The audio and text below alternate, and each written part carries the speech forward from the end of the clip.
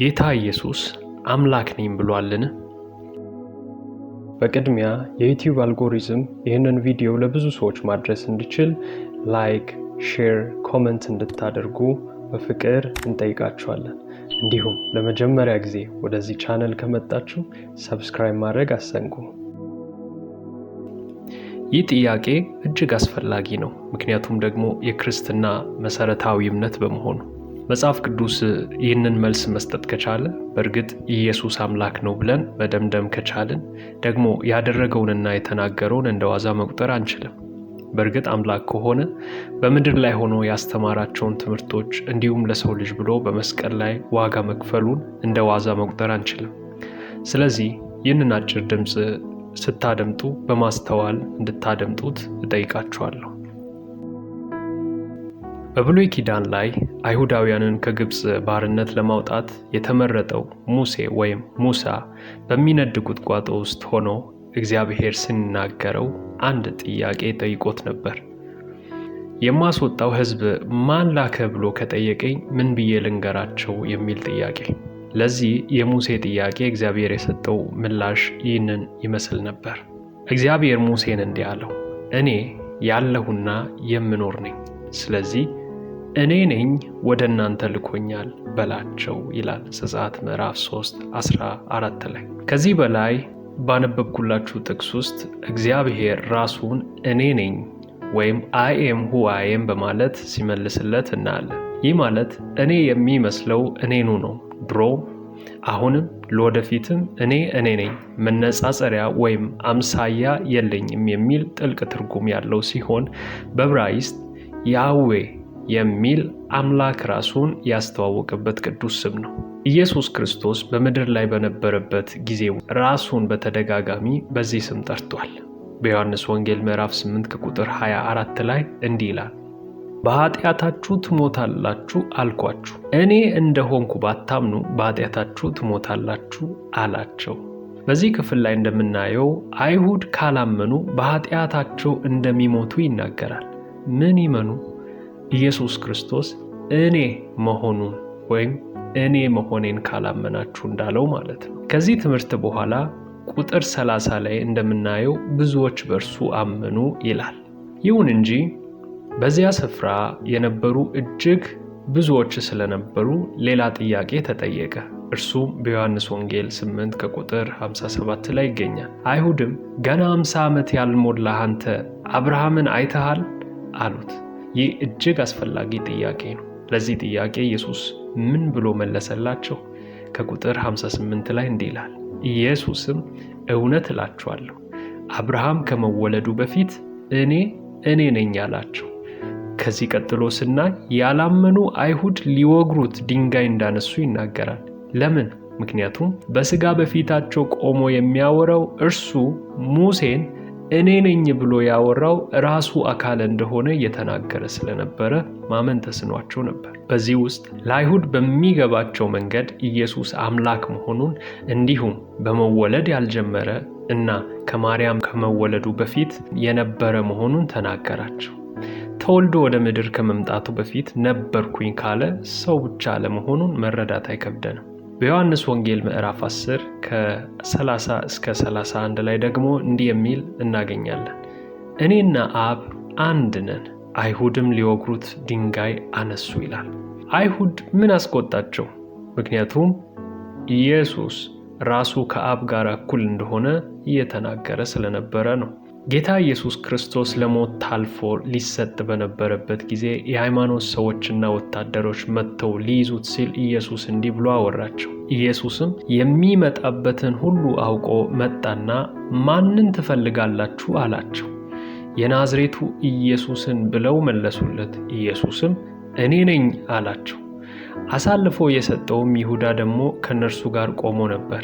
እንግዲህ እኔ ነኝ ባላቸው ጊዜ ወደ ኋላ አፈግፍገው በምድር ላይ ወደቁ ይላል ዮሐንስ ወንጌል 18 ከ4 እስከ 6። ጌታ ኢየሱስ እኔ ነኝ ባላቸው ጊዜ ለምን ወደ ኋላ አፈግፍገው ወደቁ? ምክንያቱ ግልጽ ነው። አስቀድሞ በሚያውቁትና ሊጠሩት እንኳን በማይደፍሩበት እጅግ ቅዱስ በሆነ ስም ራሱን እየጠራ ስለነበረ ነው። እኔ ነኝ የሚለውን ቃል ለአይሁዳውያን አሳዳጆቹ በሚናገርበት ጊዜ በዕብራይስጥ ያህዌ መሆኑን እየተናገረ ነበርና። እንግዲህ እስካሁን ባየናቸው መንገዶች ብቻ በግልጽ ኢየሱስ በመወለድ ያልጀመረ ለዓላማ ወደዚህ ዓለም የመጣ አምላክ ወይም ፈጣሪ መሆኑን ተናግሯል። ኢየሱስ አምላክ መሆኑን የምናረጋግጥበት መንገድ ይህ ብቻ አይደለም። አምላክ ነኝ በማለቱ ብቻ ሳይሆን የአምላክ ባህሪ ሊኖረው እንደሚገባ ማሰብ ትክክል ነው። ይህን ከዚህ በታች ባሉ መንገዶች አሳያችኋል። አንደኛ፣ ኢየሱስ መጀመሪያም መጨረሻም የሌለውና ከዘላለም እስከ ዘላለም የሚኖር መሆኑ። ሞቼም ነበር፣ እነሆ ከዘላለም እስከ ዘላለም ድረስ ሕያው ነኝ፣ የሞትና የሲኦል መክፈቻ አለኝ ይላል ራእይ ምዕራፍ 1 ከቁጥር 18 ላይ። አምላክ ካልሆነ ዘላለማዊ ሊሆን ይችላልን? ሁለተኛ፣ ኃጢአትን ይቅር የሚል መሆኑ። ኢየሱስ እምነታቸውን አይቶ ሽባውን አንተ ልጅ ኃጢአትህ ተሰረየችልህ አለው። ከጻፎችም አንዳንዶች በዚያ ተቀምጠው ነበርና በልባቸውም ይህ ሰው ስለምን እንደዚህ ያለ ስድብ ይናገራል? ከአንዱ ከእግዚአብሔር በቀር ኃጢአትን ሊያስተሰርይ ማን ይችላል ብለው አሰቡ። ወዲያውም ኢየሱስ በልባቸው እንዲህ እንዳሰቡ በመንፈስ አውቆ እንዲህ አላቸው፣ በልባችሁ ይህንን ስለምን ታስባላችሁ? ሽባውን ኃጢአትህ ተሰረየችልህ ከማለት ወይስ ተነሳ አልጋን ተሸክምና ሂድ ከማለት ማናቸው ይቀላል?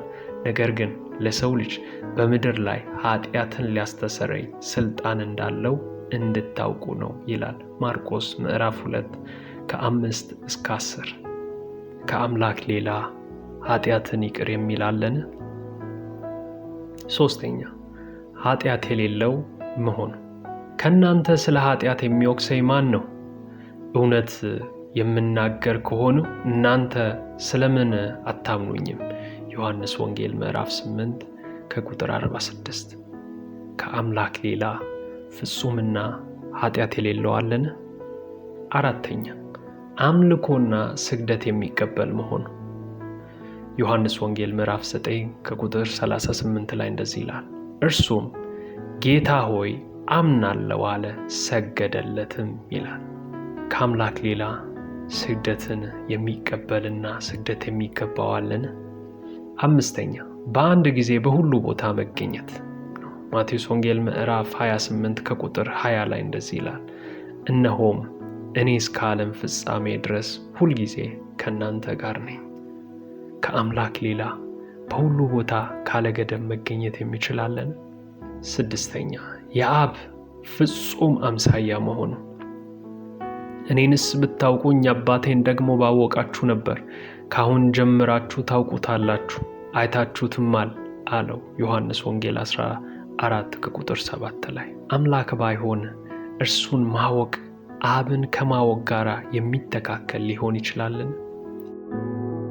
አምላክ ከሆነስ ለምን ሞተ? ጌታ ኢየሱስ የሞተው ኃይሉ ከገዳዮቹ ኃይል አንሶ እንዳልሆነ እንዲህ ስል ተናገረ። ወይስ አባቴን እንድለምን እርሱ አሁን ከ12 ጭፍሮች የሚበዙ መላእክት እንዲሰድልኝ የማይችል ይመስልሃልን? እንዲህ ከሆነስ እንዲህ ሊሆን ይገባል የሚሉ መጻሕፍት እንዴት ይፈጸማሉ? ማቴዎስ ወንጌል ምዕራፍ 6 ከቁጥር 53። ይህን በማለት ታልፎ የተሰጠው ራሱን ማዳን ስለማይችል ሳይሆን አስቀድሞ የተነገረውን ትንቢት ለመፈጸም እንደሆነ ይናገራል። እንዲሁም ከላይ እንዳየነው ፍርድ ይፈረድበት ዘንድ የሚያበቃ አንዳች ጥፋት እንደሌለበት እናውቃለን። ታዲያ ሊፈጸም የተገባ ትንቢት ምንድን ነው? ይህን ለማስረዳት እጅግ ብዙ የሆኑ በመጽሐፍ ቅዱስ ውስጥ የሰፈሩ ትንቢቶችን ማቅረብ ይቻላል። ከነዛ ውስጥ ኢየሱስ ወደ ምድር ከመምጣቱ አስቀድሞ ከ700 ዓመት በፊት የተነገረውን አንድ ትንቢት እንመልከት። የተናቀ ከሰውም የተጠላ የሕማም ሰው ደዌንም የሚያውቅ ነው። ሰውም ፊቱን እንደሚሰውርበት የተናቀ ነው፣ እኛም አላከበር ነው። በእውነት ደዌያችንን ተቀበለ፣ ሕመማችንንም ተሸክሟል። እኛ ግን እንደተመታ በእግዚአብሔርም እንደተቀሰፈ እንደተቸገረም ቆጠር ነው። እርሱ ግን ስለ መተላለፋችን ቆሰለ፣ ስለ በደላችን ደቀቀ። የደህንነታችንም ተግሣጽ በእርሱ ላይ ነበረ፣ በእርሱም ቁስል እኛ ተፈወስን። እኛ ሁላችን እንደ ጠፉ በጎች ተቅበዝብዘን ጠፋን፣ ከእኛ እያንዳንዱ ወደ ገዛ መንገዱ አዘነበለ። እግዚአብሔርም የሁላችንን በደል በእርሱ ላይ አኖረ። ተጨነቀ፣ ተሰቃየም፣ አፉንም አልከፈተም።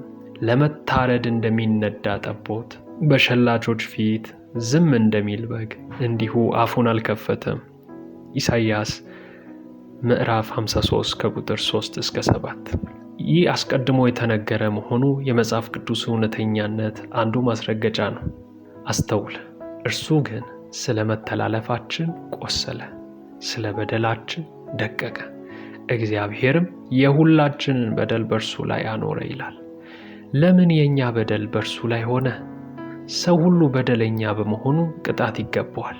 ይህም የዘላለም ፍርድ ወይም ገሃነመ እሳት ነው። ይህን በደለኛ ሰው ደግሞ እግዚአብሔር ካልቀጣ ትክክለኛ ዳኛ ሊባል አይችልም። ነገር ግን የሰውን ሁሉ ቅጣት የሚወስድለት ንጹሕ አካል ከተገኘ ኃጢአተኛው የሰው ልጅ የተደረገለትን በማመን ብቻ ከፍርድ ነፃ ይወጣል። ስለዚህ እርሱ ይህንን ሁሉ የሆነው አንተ ከኃጢአት በመዳን የዘላለም ሕይወት እንድታገኝ ነው።